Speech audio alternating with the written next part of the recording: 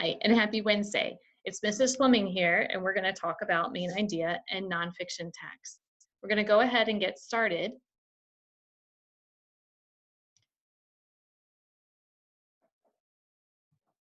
So our learning target today is that I can identify the main idea of a nonfiction passage using boxes and bullets strategy.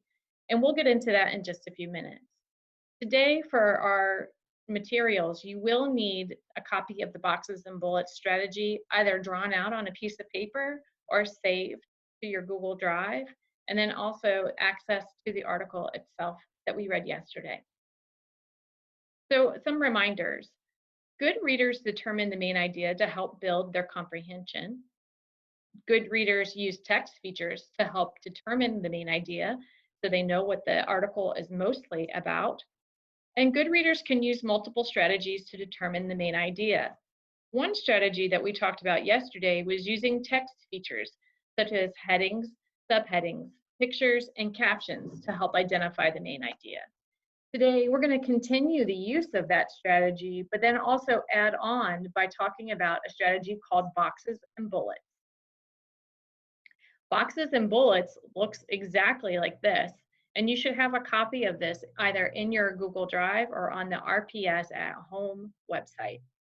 As you can see at the very top, we're going to write the main idea of what we think the article is mostly about. And then we're going to try to find 3 supporting details that supports that the article is mostly about that topic. I'm going to know that it's a main idea because if I am unable to find 3 supporting details, then I know that that main idea is not necessarily the right one. And I need to go back and use the same strategy of using text features and using boxes and bullets to help determine the correct main idea. So that we can make the process a little easier, we're going to streamline by using the same article that we used yesterday.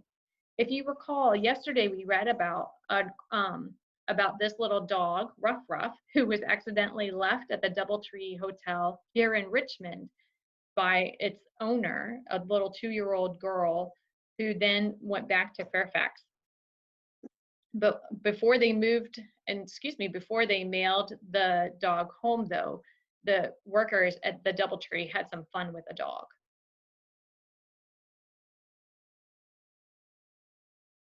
I'm going to give you a few minutes so that you can reread the article on your own to refresh your memory.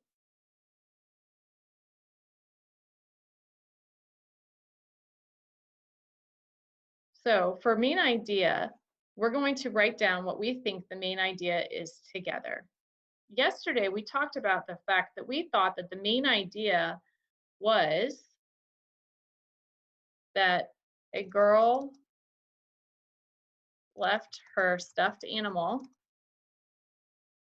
at a hotel, and the hotel workers created funny pictures of dog activities before mailing it back.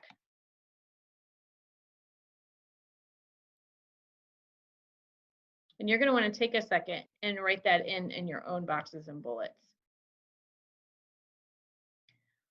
Now, really good readers use the text to help support and find supporting details. So I'm going to model that for you. So I'm going to pull up my article that I have here. And I'm going to look for 3 details that will help support the idea that they took funny pictures and a girl had left her stuffed animal in Richmond.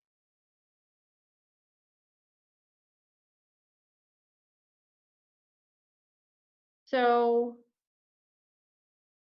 I'm going to say that this paragraph right here, as soon as the family unloaded the car that night, she called the hotel. She was told to check in with the desk clerk the next morning. Everyone was relieved to learn that Ruff was in the lost and found. Ruff would be mailed to them in a day or 2. And that's when the fun began. So I'm going to say here that the mom called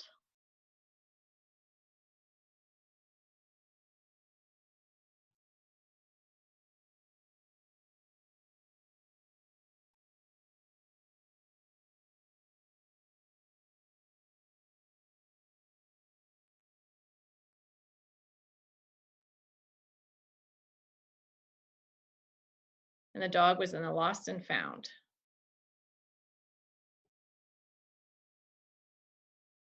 Then the second part of the article right here afterwards, it says that inside, nestled next to Ruff Ruff, they found a tin of chocolate chip cookies, a note, and 5 enlarged photos. The photos showed how Juniper's stuffed dog had spent his solo vacation at the DoubleTree. I'm going to keep skimming because good readers skim a second time when they are going back and they're looking through. So skimming means that I'm just looking really quickly and I'm looking for words that will help stand out. So right here, I can see where the note says, "Dear Juniper, thanks for letting us borrow Ruff Ruff." I'm going to keep skimming and scanning down and say, "I hope you'll visit us again soon." And then when I look at the next paragraph, I see it says that they show Juniper's pal hanging out at the hotel swimming pool, talking on the phone, using a computer. And I'm going to use those examples and put that as my second details.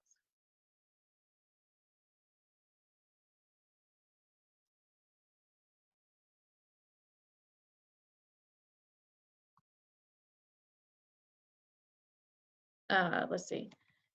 Ruff Ruff sat by the pool, worked on the computer.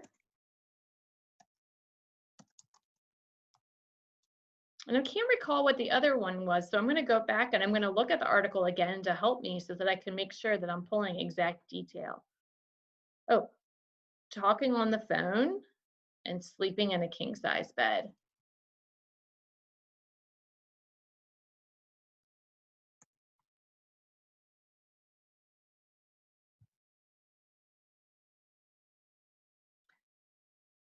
And then my last detail, let's see, I'm going to go back up and reread my main idea to make sure that I'm pulling really good details to support my main idea. So I said that girl left her stuffed animal at a hotel and the hotel workers created funny pictures of dog activities before mailing it back to her. So I'm going to say, I'm going to keep scrolling down.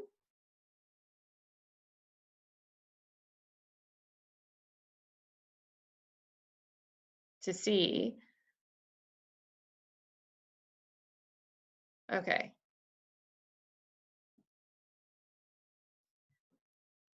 Let's see.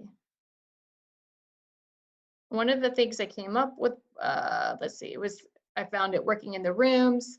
Look at the cute dog. We should take pictures of him all over the hotel and send them to the child. I'm going to take this idea that Ruff Ruff was on a mini vacation.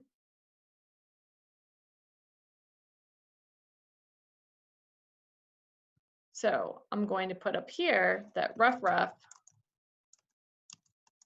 I'm going to use quotations because quotation, that came directly from the text.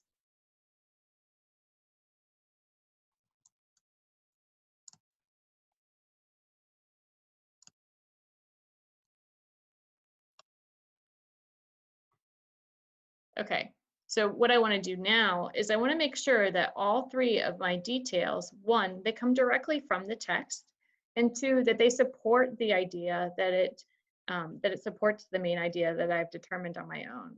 So my main idea was a girl left her stuffed animal at a hotel, and the hotel workers created funny pictures of dog activities before mailing it back to her. So my supporting detail, my first one was that the mom called the hotel and the dog was in the lost and found. Number two, Ruff Ruff, which I misspelled his name, so I'm going to go ahead and correct my misspelling right here. So Ruff Ruff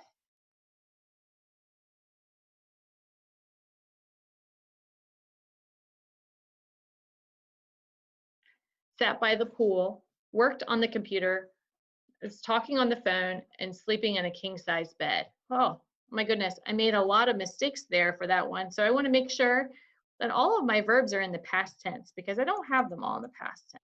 So he sat, which is past tense for sit.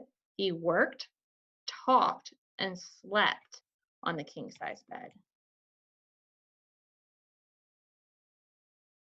And those were all directly taken from the text as well. And then Ruff Ruff was on a mini vacation before the hotel sent the dog back to the young girl. So I can see that all three of my supporting details do in fact support the idea that she left her stuffed animal. So I have the girl left her stuffed animal, and my first supporting detail was that the dog was in the lost and found. The hotel workers created funny pictures of dog activities. Well, my second supporting detail, is that all of the different types of activities that they did. And then the third part of my main idea was that they mailed it back to her. And then I said that Ruff Ruff was on the mini vacation before the hotel sent the dog back to her. So I think that all of these supporting details do in fact support my main idea that I have written here. You can see that although that it might take a little bit of time and rereading, that rereading really does reinforce the idea that the main idea is in fact the one that I have found first, and that the supporting details help support the idea that I originally found. If you continue to use these strategies, you will be successful in finding main idea too. That's it for today. I'll see you tomorrow.